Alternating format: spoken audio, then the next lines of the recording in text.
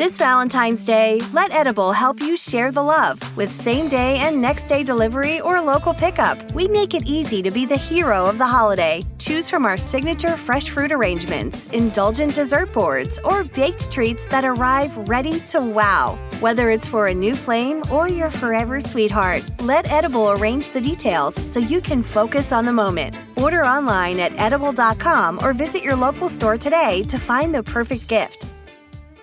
Well, the holidays have come and gone once again, but if you've forgotten to get that special someone in your life a gift, well, Mint Mobile is extending their holiday offer of half off unlimited wireless. So here's the idea. You get it now, you call it an early present for next year. What do you have to lose?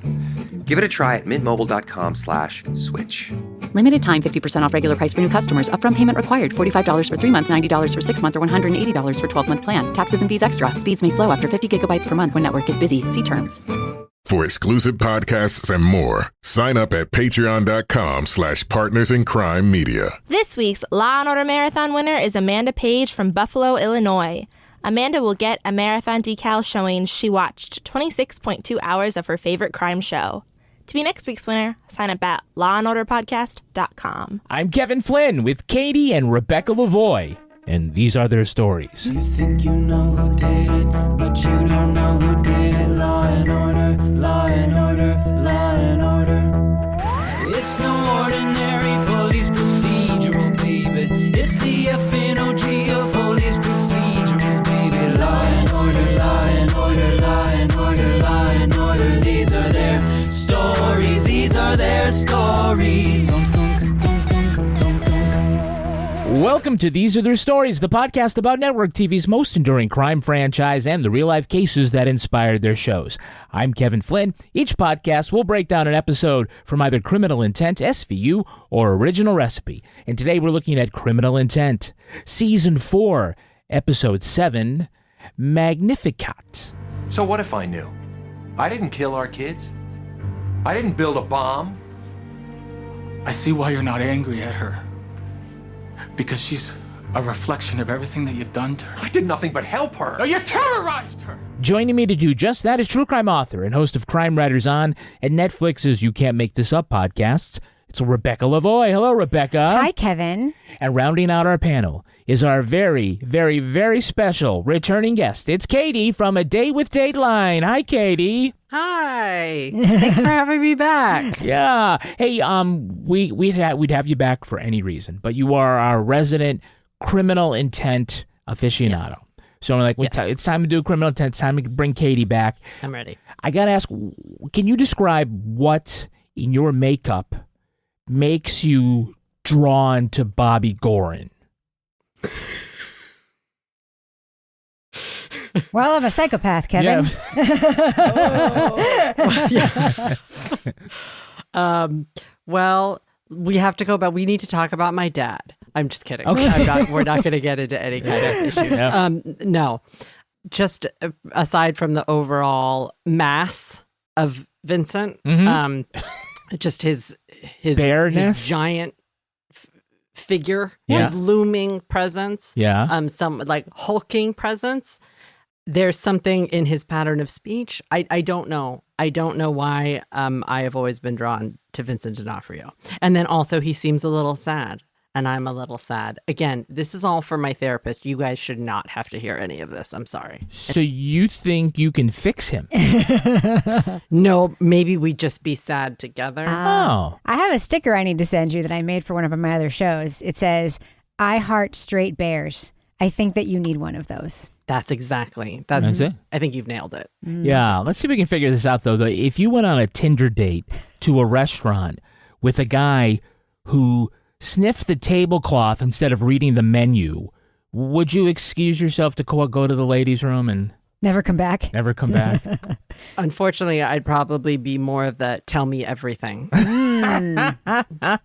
What are you doing? Teach me. Teach me. How can I do it? Can we start a private investigation firm together? Nice. This seems great. I'm in. And now let's take a look at the first half of our episode, Criminal Intent, Season 4, Episode 7, Magnificat. Well, there's a lot happening with Doreen Whitlock.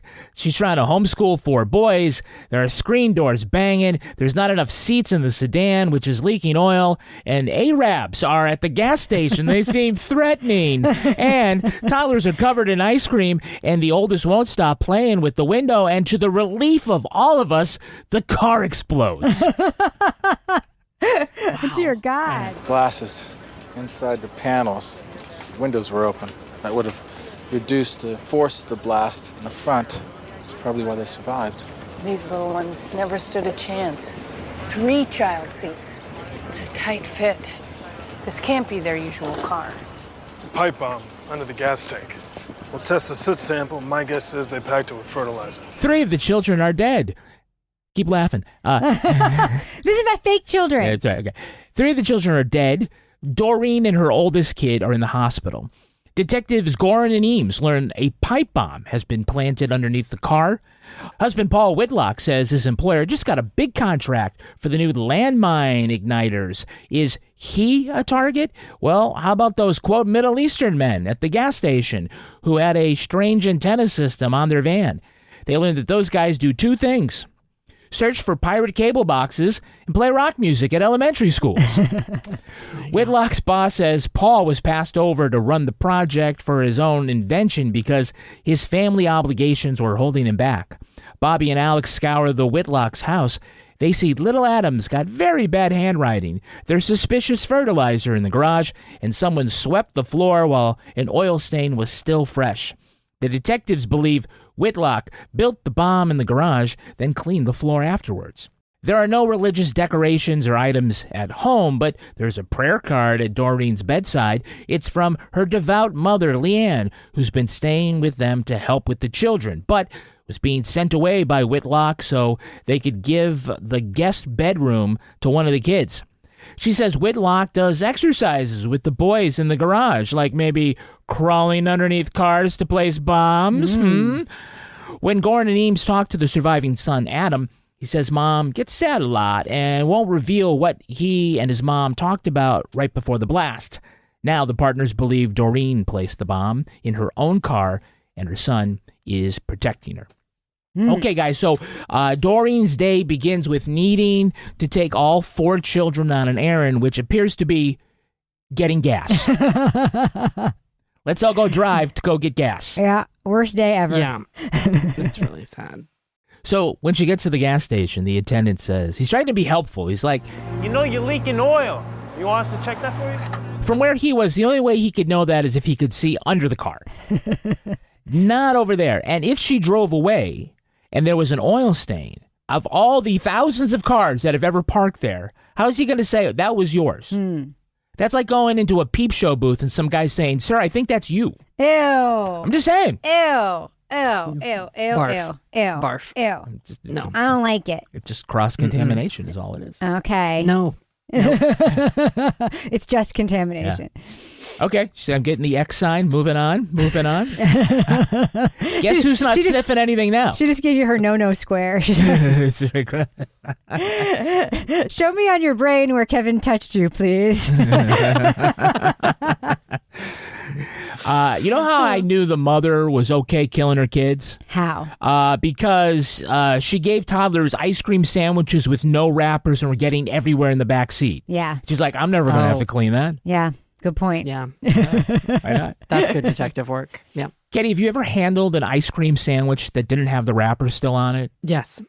What happens to your fingers, right? It's like horrible. Yeah, it's the brown crust that coats. I went through a big ice cream sandwich phase. Same. I'm still in it. Yeah. You are? Oh, I love them. really. Do you eat it like a normal person, or do you have a system by which you eat the sandwich? I unwrap the end, I hold it by the wrapper, and I eat it. But that last part you have to hold in your hands because you don't have a choice unless you want to eat the paper. And you got brown goo all over yourself. Also, by the way, you can make ice cream cake with ice cream sandwiches, and it's really awesome. Wait, what is the real person way and the not real person way of eating an ice cream sandwich? My dad used to lick around the circumference of the sandwich, which I feel like was abnormal. Yes. Yeah. That's like twirling the corn while you're eating it. That's just freaking weird. Yeah, it was all around. Because it's not like the ice cream is contained within the bars of chocolate. Yeah. But it feels like he thought it was going to spill out. Yeah. And so. Was it really warm at your house? Is that why? No, I don't know why. But it seemed like a peculiarity that I've never seen anyone else do. I don't do it. I don't do that. Yeah, so when Adam rolls down that one window, I thought that's when the car was going to explode. Because you get that low pressure. Yeah. Yeah, it's like, somebody open the other window. There was a car talk about that once, where someone like called in and was like, I have this problem with my car. And they were like, that's everybody, darling. That's literally everybody has that same problem. It's like the Heisenberg effect or something weird like that. It's got a name and everything. So like it makes meth in your car? It makes meth in your car. No, I guess that's okay. Maybe that's the wrong methylene gas. Yeah, no, that's it's gas that's 99% pure. I'm apparently. such a pick me quoting Breaking Bad over here. I really am. I need to knock it off. I don't know what that means. I'm so sorry. I also thought of Breaking Bad. So yeah, I know you did. Same. Yeah. Mm-hmm. But that's a boy show, and when a girl talks about it, she's being a pick-me. That's what I'm saying. Oh, okay. All right. Oh, is that what the internet's saying? Yes, that's what the internet says. Pick me. And all the Breaking Bad fans hate Pluribus because it has a woman in it. Can you believe it? I know. Hard to believe. Vince Gilligan would do that to us.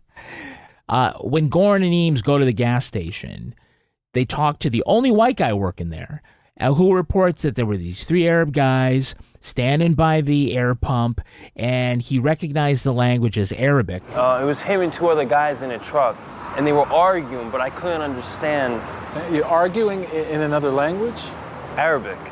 I mean, I recognize it because I hear Mr. Aziz and his wife talking. And Goren asks, like, how do you know that? And he basically says, this is a gas station. I work for one. He stays literally standing next to me.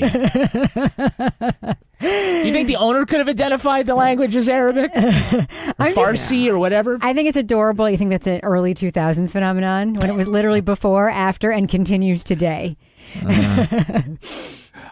They talked to Paul Whitlock to figure out if there's any way that he might have been the target. And we need to know if there's anything you're working on that might make you a target for terrorists.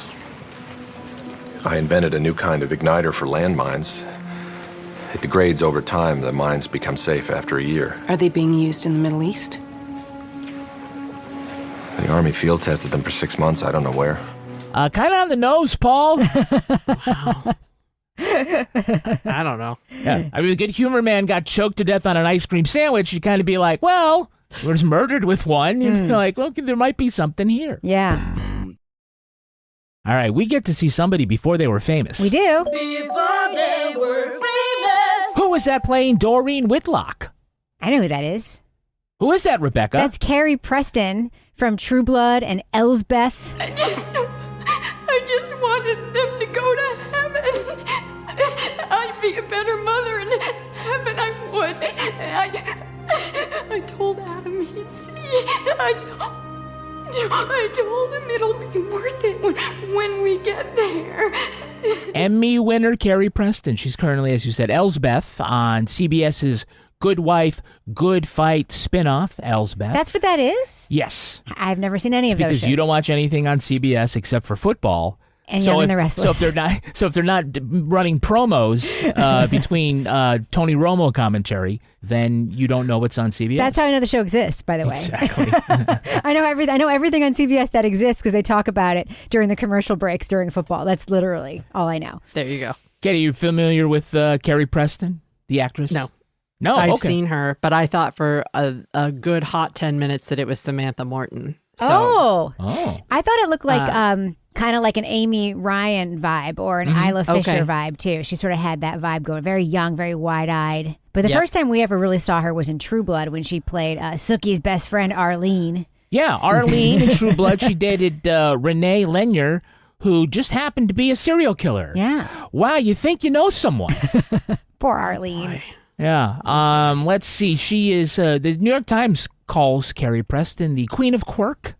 She had one appearance on the TV show Lost, and that was with her husband, Michael Emerson, who plays the enigmatic Ben Linus. Really? You remember that? Him? He's on. I know. Also Ben on is. CBS. I know it was Numbers or something like that. He's the guy with the eyebrows, right?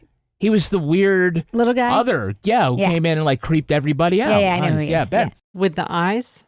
No, the guy that's a from different Evil? guy. Not the eyeliner guy.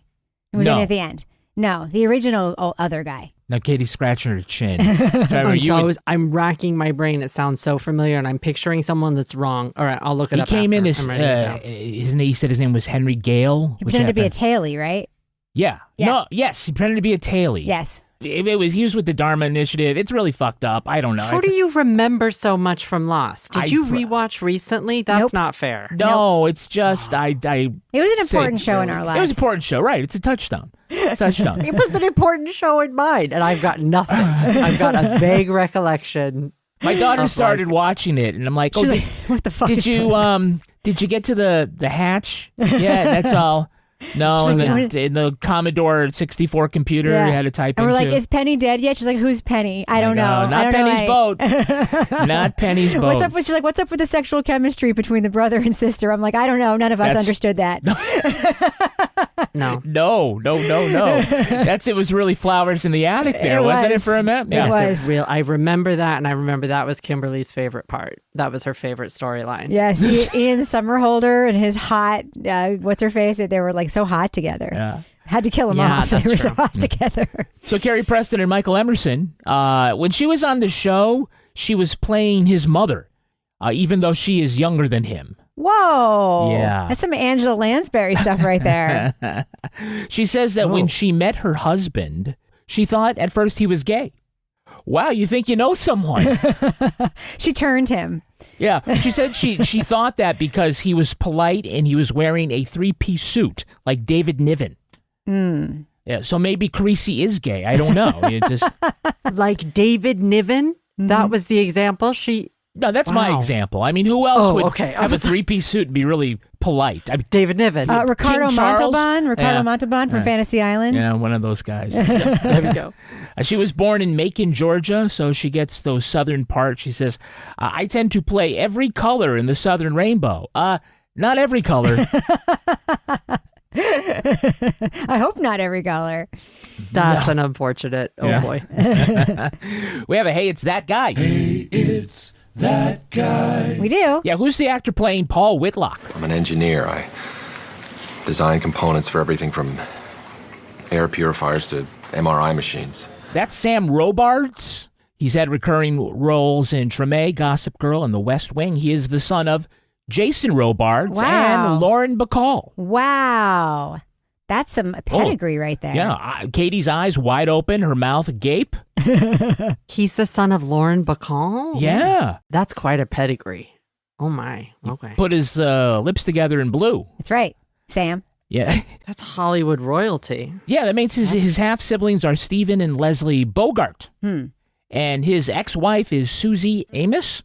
You would recognize her immediately as Rose's granddaughter in Titanic. Oh, yeah. Who thought it would be a great idea to fly an elderly woman on a helicopter to the middle of the ocean to meet with some explorers, something they could have done on the phone. Yes. And then break up Linda Hamilton and James Cameron's marriage. Yes, she met James Cameron, they got married, and she hasn't worked a day in the past 25 years. Yeah. He married all of his leading ladies. It was so gross. Not all of them. Many of them. Enough of them. Many of them. There was more than one data point. He's going to marry that blue lady from Avatar next. Which one? He's obsessed with those people. Yeah. Those blue people. Did you recognize the actress playing Doreen's mom, Leanne? Doreen and Paul wanted to turn the guest room into a room for Adam, so I went back to Rochester. Her name is Pamela Burrell. She played Annabelle Caitlin for 552 episodes of the TBS soap opera The Caitlins. What is that? The who? The Caitlins, the Caitlins. I don't know. Never heard of it. It was a afternoon soap opera that ran for 3 years on TBS. If you're going to move to Atlanta, Katie, you got to learn about TBS. Mm-hmm. I know about TBS. Yeah, right. Mm-hmm. So it was. She was married to one of the guys who was at war with a different family, and there was intrigue and shit like that. And it was a soap opera. She was on that. But man, can you imagine being on 550 episodes of a show that no one remembers. Yeah. It's like your entire artistic career vanished without appreciation. Oh, by the way, Katie, congratulations on episode 515 of A Date with Dateline. Yeah. Oh, boy.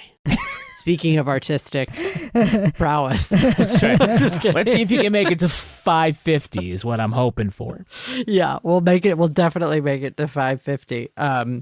Unless something, I don't know. I think Dateline's being postponed for something called the Olympics. But they're ice skating. Just do the ice skating. The ice skating is going to be so good. I love the ice skating. I get very into it. I watched the national championships last night, and they're all so good. It's going to be incredible. I can't wait. It's going to be incredible. Yeah, I'm very excited about that. Are you going to live stream the opening ceremonies? And you have all the Kimberly refuses. She's not into it. I have to what she says. I'll do it with you. And so you will. Okay. 100%. I really like the ice skating. I get emotionally invested though, so it's painful, but I'm excited. No word of a lie. Somebody woke up at 5 a.m., took out her phone, and was watching coverage of last replays. Night's national championships. Yes. Yeah. We're ready to go. Yeah. You're ready. Okay. Yeah. Instead of getting down. I missed the last two skaters. We got down too. Don't complain. I had to watch the long programs. I know it is. Speaking of long programs, tell me the name of the actor playing CEO Bob Reedy. Oh, that dick. Oh, sure. But there's never any doubt who'd get it, except maybe in Paul's mind. Why?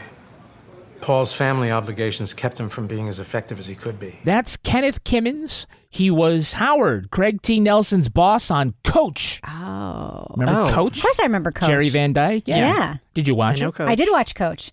That's where that big luggy guy came from. Luther? Right? No. Is that what his name was? Yeah. Luther? Yeah. He was Marshall's dad in How I Met Your Mother. Yeah. He was in that. And he lived in a log cabin and had that beautiful girlfriend/wife. Okay, if you I say remember so. Coach. I remember the aesthetic of Coach. It was like very Midwestern, like football program aesthetic. Yeah, exactly. It was locker room. Yes. Without the towels. So he was Coach, but who will ever forget his role in the ABC After School Special, Rookie of the Year? Oh. It was about a girl who joined her brother's baseball team. It starred Jodie Foster. Oh, yeah. Who arrived on set polite and in a three-piece suit. So, Katie, somebody watched the Bad News Bears and their takeaway was, I want to know more about the gender politics around this team. Let's do this as an ABC After School Special. Listen, I watched all early Jodie Foster. All the early when she was attached to Disney. Mm-hmm. There was something, Sunnybrook Rebecca. There was a bunch. Rebecca of Campbell Sunnybrook Shoe, Farms. Yep. Rookie of the Year. I definitely watched. Yeah. I watched all young Jodie Foster. She was my hero. I believe Bad News Bears had a discount Jodie Foster, Christy McNichol in it, right? I think I don't think it was Christy McNichol. I think it was Tatum O'Neal. Oh, also discount Jodie Foster. Definitely discount Jodie Foster. One of the two, yeah. One of the the triumvirate of young girl actresses. With any beige of whom, hair. With beige hair. Anyone would be perfect for let's be a female pitcher and see what we can do. By the way, Katie, did you know that when a woman pitches baseball, she only gets 83% of the same strike calls that a man does? Doesn't surprise me, Kevin. Oh, it's very funny, Kevin. A wage equality joke. It's so pithy. Did you recognize the guy playing Samil Albana, the clock radio repairing, cable pirate detecting, kids music playing, no Garmin owning father of 6? No, but I bet you're going to tell us he played a terrorist in a bunch of racist programming. Yes or no? Was he in 24? Tell me if he was in 24. He might have been in 24, but you will probably know him as two-time Emmy nominee Arian Moayed. He was Stewie in Succession. Okay. Oh, okay. I wanted to ask for directions, but I hear her say, people don't get what they deserve. And I think she was disciplining her boy, so I leave her alone. I love Stewie's character, but I did not recognize this guy. You mean you didn't recognize him 15 years younger and with a mustache? And a family? Yeah. And a put-upon accent? I did not recognize that, no. Remember, in season 1, he's Kendall's only friend. By the end of season 5, he made a fortune in Gojo. That's right. Arian was also Anna's lawyer, Todd, in Inventing Anna. And he is now in season 2 of Nobody Wants This. So very recently, it was a couple months ago, he and the actress Carla Gugino? Gugino.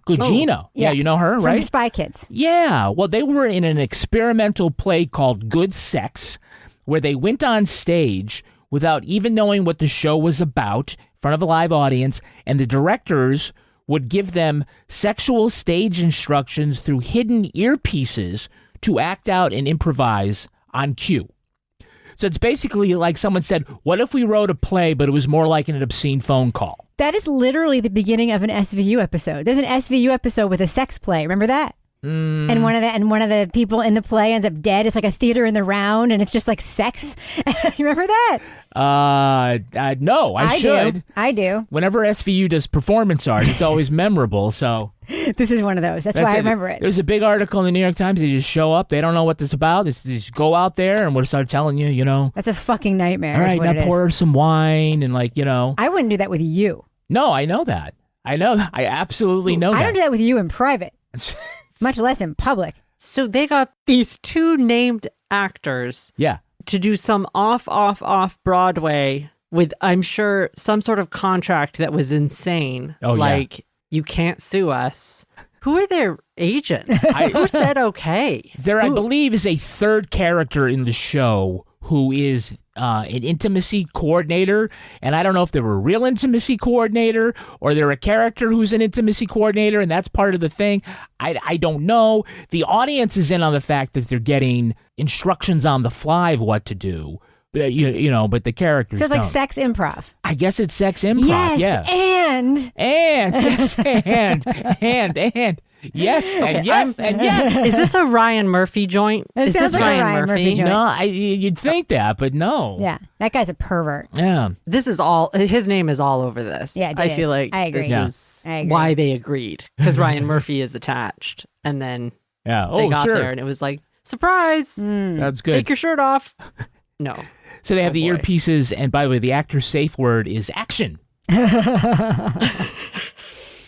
Give me the name of the actor playing Detective Choi. I don't know. Got a real mess here. 3 kids dead. The 4th, a little boy, was taken to University Hospital with the mom. That's C.S. Lee, 6 Law & Order Universe appearances. He had all sorts of bits parts until he was cast as Vincent Lusaka, crime lab partner of Dexter, who also happened to be a serial killer. Wow, you think you know a person. Everyone thought they knew Dexter. That was the whole conceit of the show. Yeah. I think Lusaka was the only person in the world who didn't think they had a coworker who was a serial killer. Yeah. I think I do, frankly. 1 out of 2. 1 out of 2. Yeah. Did you recognize the nurse with the breast pump? No. She's still lactating? Yes. Poor thing was still nursing her 3-year-old. That's Nina Hellman. She was Nancy in Wet Hot American Summer. Mm-hmm. She also... you liked Wet Hot American Summer? People love that. I've never seen it, but I know people love it. I do. It's got a very... You actually should see it because it's got a very young Detective Stabler. Yes. Yeah, Chris Maloney's in it. Who plays a really funny part, if I remember correctly. I haven't seen it in a long time. I remember enjoying it a long time ago. Mm-hmm. Maybe I shouldn't say this. Maybe times have changed. No, people love it. It's a cult favorite. People love it. People talk about it. They just made like a sequel about it recently, right? A TV show, and there was like a quote 10-year reunion. It's beloved. Janine Garofalo's, and there's a whole bunch of Ian Michael Black. It's super quirky. Yeah. It's Showalter and Ian Michael Black. It's their thing, right? Mm-hmm. Yeah. Mm-hmm. So Nina also played Mary Kay Letourneau in Unauthorized, the Mary Kay Letourneau story. What a sexy story that is. Am I right? Oh, boy. I said that with eyes rolling, by the way, listeners. Oh, boy. It was produced by Fox in the year 2000, and USA Network also released in 2000, All-American Girl, the Mary Kay Letourneau story. That one starred Penelope Ann Miller. Mm-hmm. Neither of those movies were critically received, as you might expect. Let's see here. Okay. This is a review from a person on IMDb. Okay. Who says that they watched only 10 minutes. She describes the opening scene. Mary Kay Letourneau hangs up the phone and enters the bathroom where her husband is shaving before the mirror. My father has prostate cancer, she says. The husband pauses for a second, then continues shaving. They only give him 3 months to live, she says. The husband continues shaving and replies, What do you want me to do about it? Let me fuck a student, I guess. There's some drama. My God. All right, lastly, did you recognize the policewoman standing in the background, one with no lines? No, Kevin. You just have to take my word for it that she's there? Yes. Okay, that's Anne Lockhart. She is the daughter of June Lockhart from Lassie and Lost in Space. Anne's cousin is actor Jeb Stewart Adams, best known as Chris in Flowers in the Attic. There we go. Full circle. It's like Diary of Anne Frank if she fucked her brother. It's not like that at It's exactly like that, isn't it? It's kind of like that, yeah. Wow, you think you know someone. It's not great. So the sister Kathy was played by Christy Swanson. And I saw Christy's Playboy pictorial, and I'd say I would make an exception too. Okay, so they track down Samil Albana, who seems to dabble in a lot of hobbies, all of them suspicious. Please tell me what you want. We are not terrorists. We have green cards. This was on a workbench in the back room. It is a clock radio. I am fixing it. You were seen at a gas station in Staten Island this morning. Yes, we were lost. None of his explanations for why he's doing things makes him seem less like a terrorist.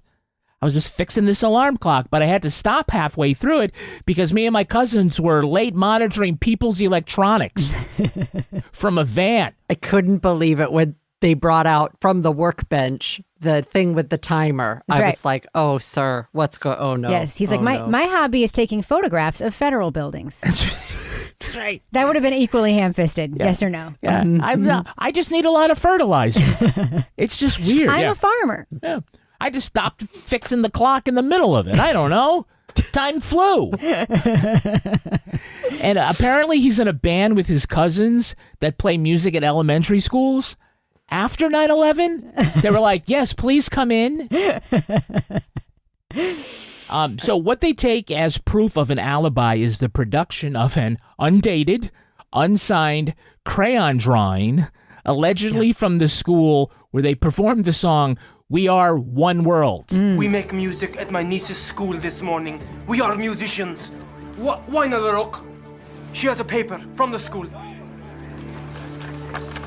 We are one world. So they're not terrorists, they're music pirates. That's right. That's right. Yes. Man, those homeschool kids just will never get a chance to hear the Hip Cat Jazz Trio Somali and the Albanas laying down some bebop during a special assembly. That's a shame. Oh, the special assembly. Loved that. How do you think that song goes? We are one world. Yeah, no I don't shit. want to get Oh, no. copyright. Kevin, no. What? You don't have a song for this. We are one world. Yes. Oh, great. Good. We blow up children. No. We were polite and we are wearing three-piece suits like David Niven. All right, that's all I got. There's a bomb we're making. Oh, there it is, exactly. We're ending taking so all their many lives. By the way, we to should be be on- clear, we are making fun of media that does that. We don't think that. Correct. At Kevin P. Flynn Exactly. on all the social media. So what's Goren's take on what's going on in the Whitlock home when he sees Adam's messy penmanship? Must be the older boys. Handwriting's poor, spacing's uneven. Give the poor kid a break. Learning disability. I don't know, maybe he's a doctor. Dr. Gorham. Yes, maybe the kid's a doctor. He's like, I'm writing prescriptions. That's why I or look so. maybe Gorham had a recipe, like had a patch as a child psychologist that we don't know about because he's done everything else. Yeah. Yeah. Oh. Okay, you look at that paper. Mom assigned him a 150-word essay on dinosaurs. He just couldn't get it out that fast. So when trying to describe the family life in their house, the grandmother says that Whitlock takes the boys into the garage every morning to do exercises. And I thought, oh, this is actually an SVU episode. Yes. Let's do some jumping jacks. How jacked does your 18-month-old need to be? Real question. I don't know. He's got a lot of baby fat. That's right. You need to strengthen your head. Your neck, your head just bops around. Oh, God You need damn. to work off all that milk. That's right. Boy. But then when Goren and Eames interview Adam in the hospital, they see that he's drawing and he's writing, and suddenly his penmanship is fine? Yes. with his RFK Jr. headline, Concussions Cure Dyslexia. Explosions cure dyslexia. What did that prove? Well, now I'm not tense anymore, so I can... Well, clearly he's had help, but not recently. It made no sense. It made zero sense. It made zero sense, thank you. I was really frustrated. It would make more sense if his good handwriting was before, when he was going to public school, and then it became bad. Right. That would make more sense. This was a script. This was a flub. It was somebody. A hole. Yeah. Mm-hmm. Yeah. Not so great. Elsbeth did not cure his dyscalculia or whatever the hell they said he had. Something expensive is what it was. Yeah. Make their hearts skip a beat this Valentine's Day with Edible. With same-day delivery or local pickup, effortless gifting is just a click away. Choose from iconic chocolate-dipped strawberries, fresh arrangements, or decadent baked treats for your someone special. Order at edible.com or your local store.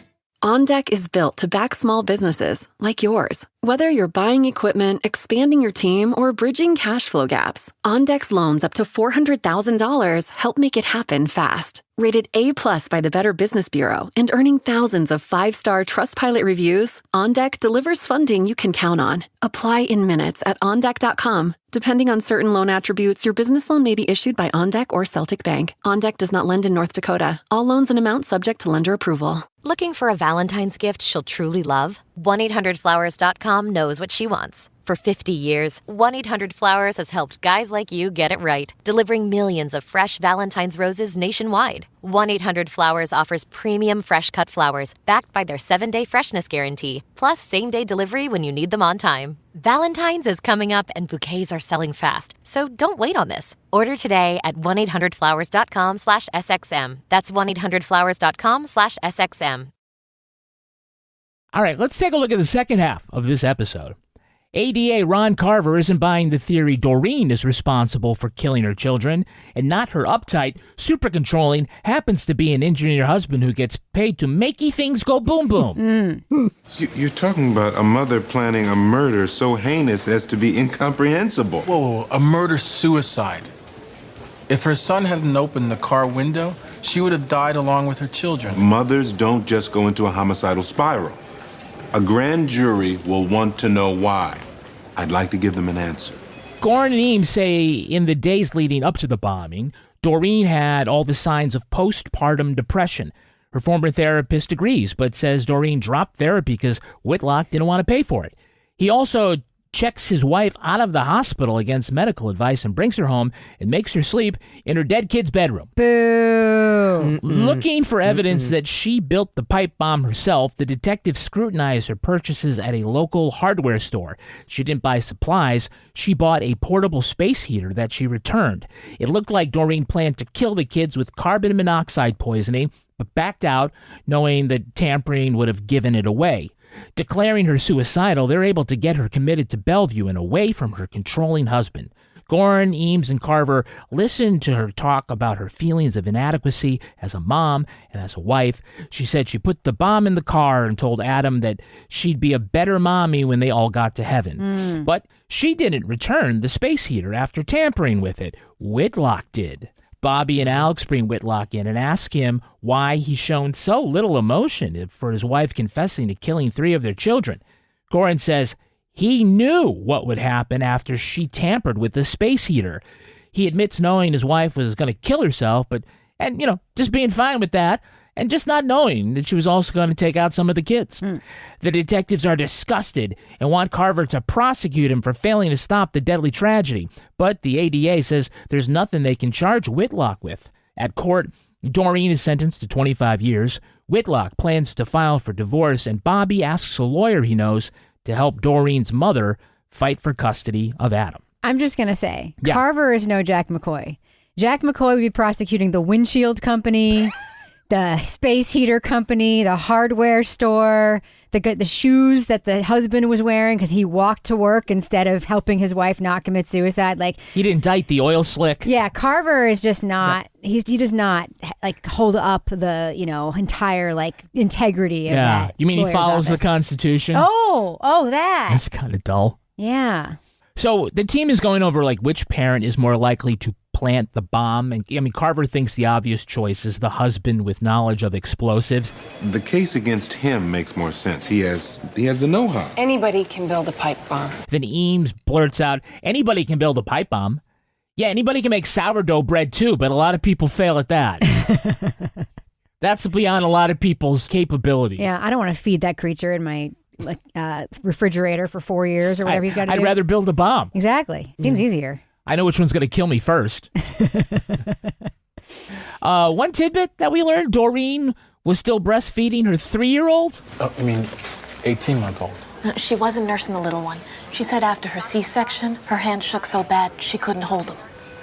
Okay, I know it's not my place, but if you're looking for some downtime, maybe not that anymore. Yeah. It really made snack time at homeschooling very complicated.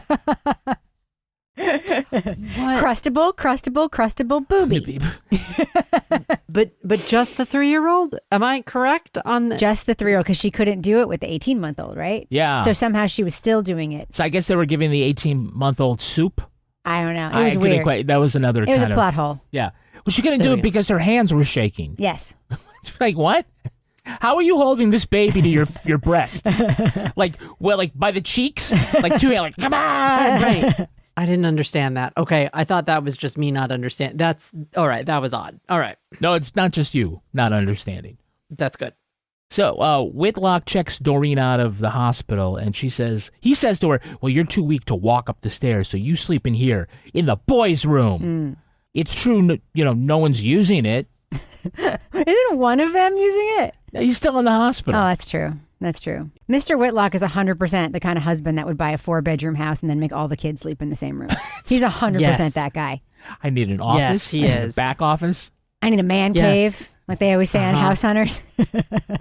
What the fuck is a man cave? Yeah. That's always locked. Yes. Yeah. Oh, I don't know. I saw a house for rent that had what could be considered a man cave. Oh, no. You just knew it because the room was painted black and there was a giant bar in it. And then a giant TV. And I was like, oh, this is a man cave. It's painted like a cave. Yeah. And there's alcohol and a television. So a man cave is just a dorm room, is what I'm hearing. Yeah, if it's got a little sign of the St. Pauli girl. Okay. And there's some neon. It's where I watch my football. Yeah.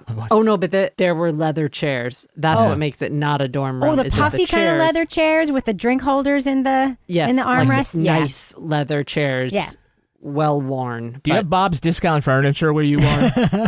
I've seen it. I haven't been in. Should I? Is this you telling me to go in? If you want a big, puffy, cheap-ass leather couch. Are you making a man cave? They have like 4 different choices for you.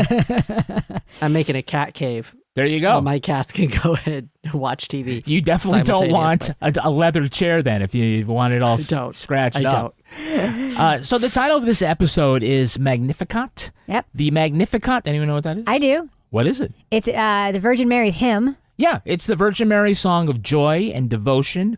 My soul doth magnify the Lord. That's right. You know how I know that? Because you sang it with the chorale? The Mozart Magnificat. Yeah, it's like you learn when you're a singer, even if you have no religious background or whatever, there's certain shit you learn, and that is one of them. Also, Requiem Mass, like front to back, like it's a whole thing. Well, give me a little bit of that. No. Come on. No. Let's go. My soul must magnify the Lord. Yeah, okay, super. I'm glad. So Goren comes to believe that Doreen, because she had a portrait of Mary and the baby Jesus above her bed growing up, that she wanted to grow up to be a good mother. And by that logic, apparently I wanted to grow up to be Heather Locklear. That was real creepy, honestly. What? The iconography in her childhood bedroom. Her dark-ass man cave of a childhood bedroom. Yep. Real creepy. Mm-hmm. Nothing naughty happened there. When you were in you saw that house, I was telling Kevin this today. Sometimes I see something on TV and I know how it smells. I 100% knew what that house smelled like.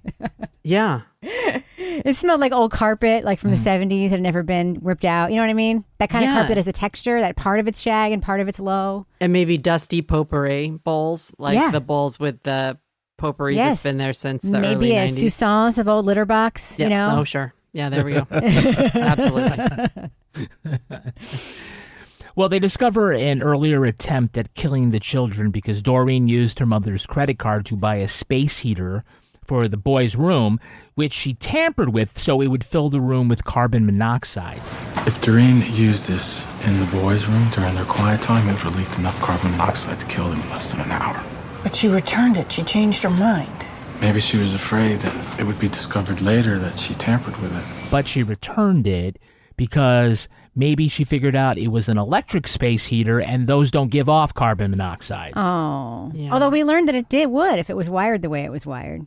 Yeah, with the electricity. I know. Not it made no sense. Are you saying it was a with plot propane? hole? It needs gas. You're saying it was a plot hole. It was another plot hole. Yeah. Or at least maybe the prop people could have brought in the right kind of space heater. Right. I have one other plot hole I want to point out. Uh-oh. Okay. Doreen was planning, I think, on being a family annihilator, not just killing the kids with that thing, because she was going to be alone in the room with them for quiet time, right? Mm-hmm. But she didn't do it that way because then people would know it was her.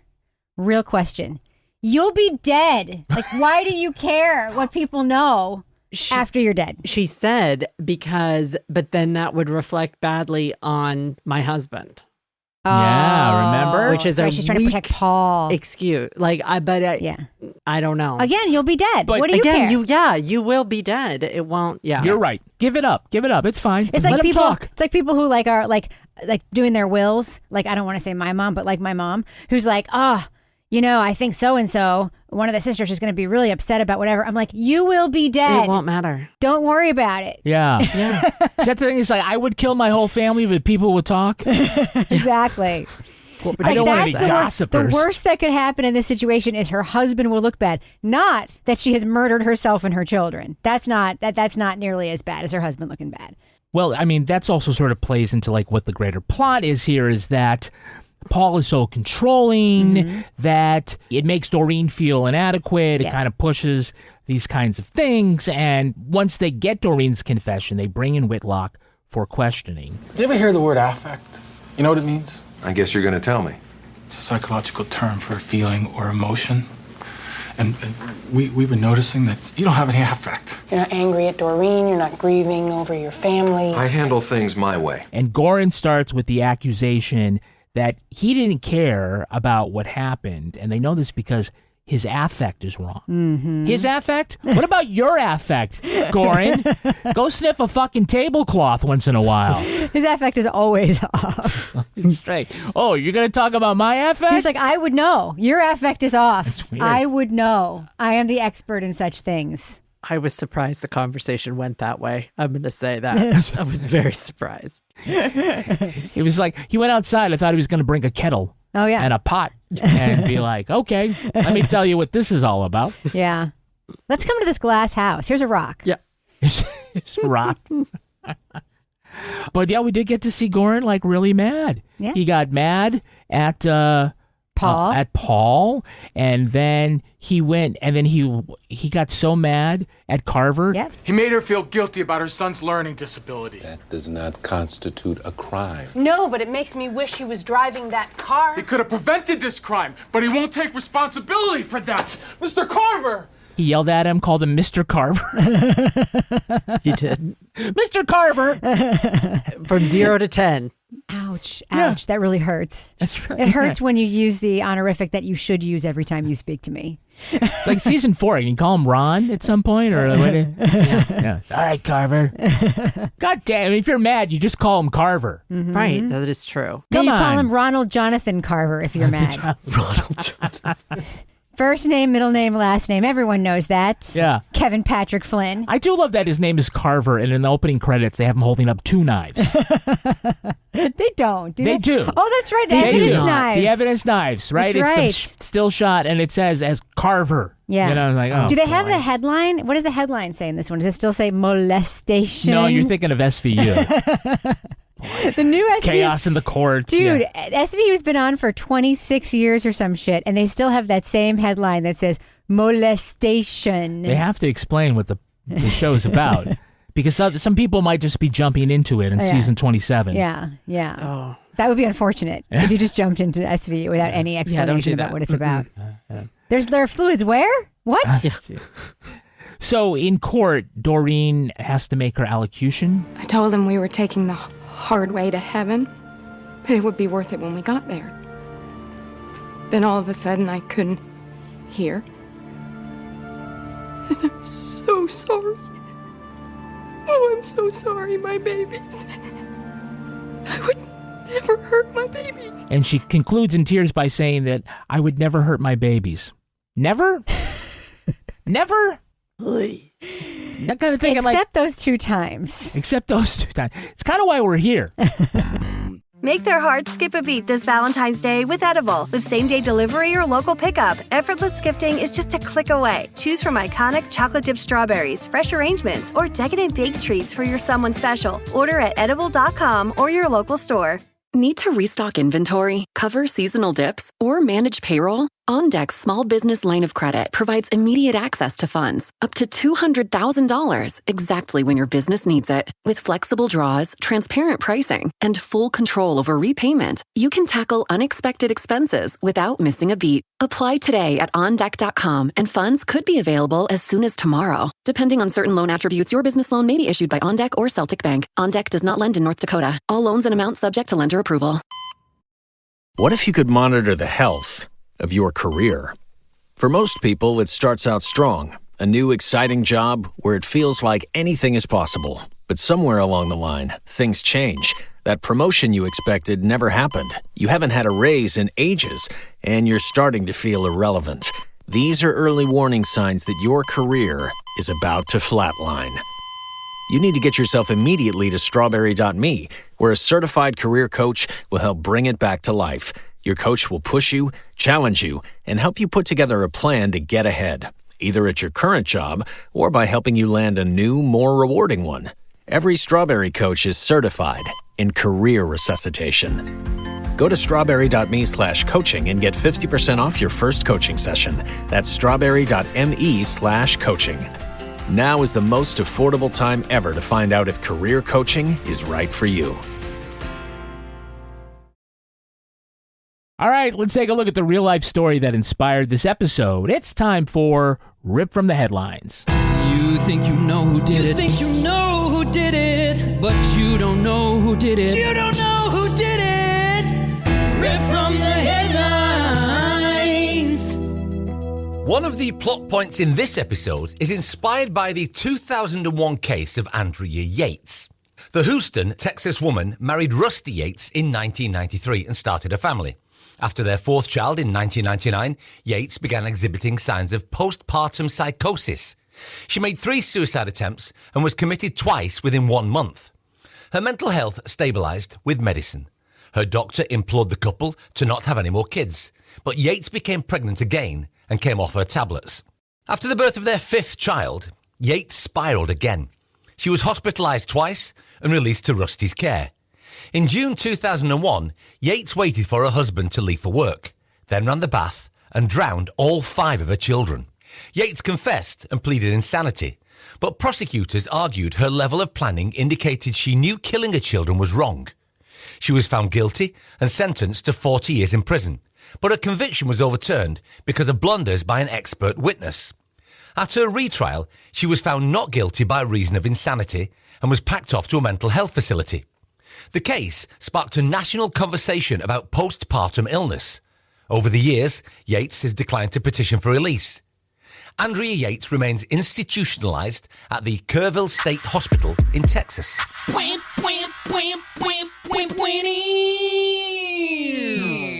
So, Katie, if people want to hear more about your takes, other than right now, on Andrea Yates, you guys are actually going to be covering this in an upcoming episode? I'm covering it. I'm guesting on the podcast Crime Scene. With yes. Sarah. Yeah. Yes. Fantastic. Sarah and Mari. So we're discussing it this week. So all right. Well, they're good friends of the show. It reminds me, I'll have to get them on. Yeah. Yes. Okay. So the so-called baby blues are mild and not clinical. They're largely driven by hormones. 80% of moms get that. Postpartum depression and other postpartum mental health issues are the number one non-delivery related pregnancy complications. Mm-hmm. It affects between 15 and 20% of new mothers, and those are self-reported, and make up 20% of maternal deaths. 8% don't display symptoms until months after birth. So how much do you think of society's happy mother expectation is part of the idea that this doesn't exist, or you just aren't a good mom, or this isn't something that really needs to be treated appropriately. 100%. Next question. It's the happy mother expectation. Yeah, the whole veneration of mothers, and mothering is the hardest job in the world, but the most beautiful job in the world. Blah blah blah blah. It's like, fathers should be doing 50% of that shit. Like, and it's all the onus is put on the mother to make the happy family. And I think that the symptoms and the psychosis has nothing to do with the pressure, but the pressure doesn't help, because when you feel that way and you're getting all these messages, that has to exacerbate it, right? Right. Yeah. Absolutely. Yeah, and I think too, like, you don't get any joy holding your child, and you feel like you're broken. Yeah, you feel like you're broken. There's something wrong with you. Yeah, there is something wrong with you, but it's not that. It's not your heart. It's something else. And if a mother already had a condition like PTSD, OCD, psychosis, it doesn't add a second issue. It ends up interacting, and the two make one more complex condition. And so that's why somebody like Andrea Yates, it wasn't just that she was getting postpartum depression every time she had a child. She already had these severe mental health issues, and it just came together and made things really, really difficult. I have to imagine, I'm trying to imagine, Katie, like, why it is that people are there. Unless people think that you are going to hurt yourself or others, then you're not really, really mentally ill. Right? It's like, you're going to snap out of it. You're going to kill somebody, or you're going to murder your children. Okay, that's obviously we don't want that to happen, but you could go right up to that line and we don't mind. Right. I think that the shame aspect also plays a lot into this, because I think that what it seems to be is, in this, it's, the husband is telling her that you're not good enough. But I think for a lot of people, and the reason why that self-reported is really important, is because you feel like, I don't feel like I'm supposed to feel right now because of what society has told me I'm supposed to feel. So, I shouldn't say anything unless it's really, really serious. And serious means I'm at that line that you're talking about. That's serious. So you can be in a tremendous amount of pain, but if you're not at that line, then okay, I'm not going to say anything because I haven't thought that. And then that line keeps getting pushed, which happens too, which is, okay, well, I've only thought that once, and so I'm going to keep going. This is a sad thing. And it's an illness. Yeah. It's really an illness. And you get clues in this episode, which I think was well done. You get clues that the main character did have a mental health condition before she had kids, because the mom says, she's a disaster. She needs structure. She needs discipline. It's like, you can just imagine. The kid said, "Mom is zooming," means she just kind of stares out. Exactly. Disassociating. Exactly. Yeah. Right. Yeah. Exactly. Yeah. Well, I mean, another sort of parallel between the real life story and this episode was that Randy Yates was probably not the most empathetic of guys. Nope. When her family wanted to institutionalize Andrea, he said that all depressed people need a swift kick in the pants. Yes. Okay, it was a different time, but not that different a time, right? No. His recovery plan, Katie, was that he said he was going to leave her alone with the children for 1 hour in the daytime and 1 hour in the evening, just to prove to the doctors that they were wrong. Oh, come on. He should be prosecuted. Yeah, that's for real. Yeah, absolutely. It's like leaving your kids home alone with a gun and just saying to prove to the world that guns don't kill people. Yeah. It's like for real. Like, that's wild. Right, exactly. Yeah. Babies kill people. Yeah. He should be. That's a really good point. Do you have any idea why Yates's first conviction was overturned? No. Okay. At her trial, Dr. Park Dietz was the prosecution expert. He testified in the Jeffrey Dahmer case, the Unabomber, John Hinckley Jr., and he told the jury that the week before the incident, there was an episode of Law and Order in which a mother drowned her children and was acquitted by reason of insanity. No. Yeah. But covering the trial was Suzanne O'Malley, who was a former screenwriter for Law and Order, who reported they never did an episode about a mother drowning her children. Oh my God, he lied. What? Lied or got confused or made it up. Yeah, the appellate court, I think they were unanimous, said that the jury could have made the wrong inference based on that Law and Order reference. That's incredible. Yes. And they never tackled anything Andrea Yates adjacent until this happened. Until this episode in Criminal Intent. Although they've had plenty of mother killing the children and Also, this expert but doesn't sound great anyway because of the different crimes that he is an expert in. Like, they're so different from each other. Yeah. Like, what is your expertise exactly? Getting people locked up? Like, that's your expertise.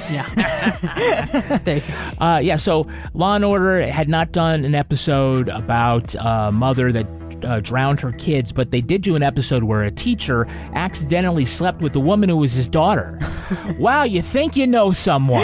No! Oh, my. That is going to do it for us. I want to thank our guest, Katie. Katie, where can our listeners follow you online? Oh, we can be found at A Date with Dateline podcast and Date Dateline on all your social media. Thank you for having me. Oh, absolutely. We'll have you back next week if you're not careful. Great. I'll be here. And Rebecca Lavoie, how can our listeners follow you? You can find me everywhere at Reb Lavoie and on the YouTube show, Something's Off. And you can follow us on Facebook, Instagram, TikTok, YouTube, X, and Blue Sky. Our newsreader was Cy Frater. Our theme music was composed and performed by Uncanny Valleys. Content assistance from Travis Roy. Lily Flynn handles promotions.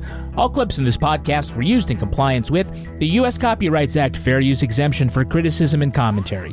Go to lawandorderpodcast.com and sign up for our newsletter for a chance to be our next Law & Order Marathon winner. These Are Their Stories was recorded in Studio C and is a production of Partners in Crime Media.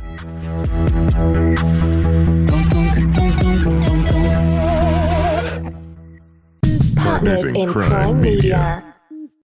This Valentine's Day, let Edible help you share the love. With same-day and next-day delivery or local pickup, we make it easy to be the hero of the holiday. Choose from our signature fresh fruit arrangements, indulgent dessert boards, or baked treats that arrive ready to wow. Whether it's for a new flame or your forever sweetheart, let Edible arrange the details so you can focus on the moment. Order online at edible.com or visit your local store today to find the perfect gift.